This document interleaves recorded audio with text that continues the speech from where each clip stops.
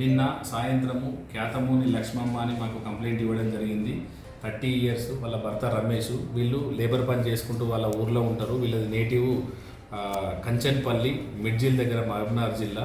అయితే వీళ్ళు రెగ్యులర్గా సిటీకి ఇట్లా మామూలుగా తిరగడానికి లేకపోతే కడుక్కోవడానికి అట్లా వస్తుంటారు.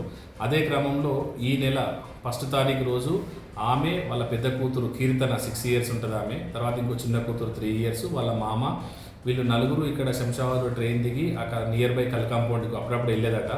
అయితే ఆ కళ్ళు కాంపౌండ్కి వెళ్ళి అక్కడ కళ్ళు తాగిర్రు. వాళ్ళు కళ్ళు తాగే క్రమంలో ఒక లేడీ వచ్చింది. ఆ లేడీ వీళ్ళ అపోజిట్ కూర్చొని కళ్ళు తాగుతుంది. అదే క్రమంలో ఈ చిన్న పాప 6 ఇయర్స్ కీర్తన పోయి ఆమె పక్కన కూర్చుంటే ఆమె కొద్దిగా కళ్ళు తాపించినట్టు తాపించింది ఆమె.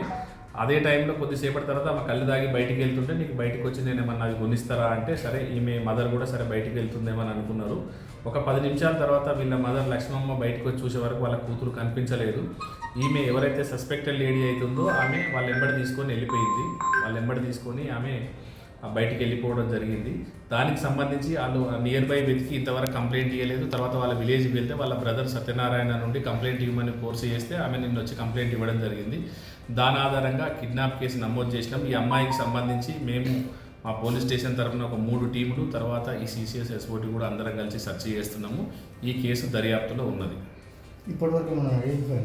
ఇప్పటి వరకు ఆమెను ట్రాక్ చేయడం జరిగింది. ఇప్పుడు బస్టాండ్ దగ్గర దాకా అంటే ఆటోలో అక్కడ నడుచుకుంటూ వచ్చి అక్కడ ఆటో ఎక్కి ఇక్కడ బస్టాండ్ దగ్గర దిగడం జరిగింది. అక్కడ నుంచి వేరే బస్సు కోసం వెతుకుతున్నారు. అది కంటిన్యూ చేస్తున్నాం. సీసీ ఫుటేజ్ కంటిన్యూ చేస్తున్నాం. టెక్నికల్ ఎవిడెన్స్ ఆధారం కూడా పట్టుకోవడానికి అది చేస్తున్నాం.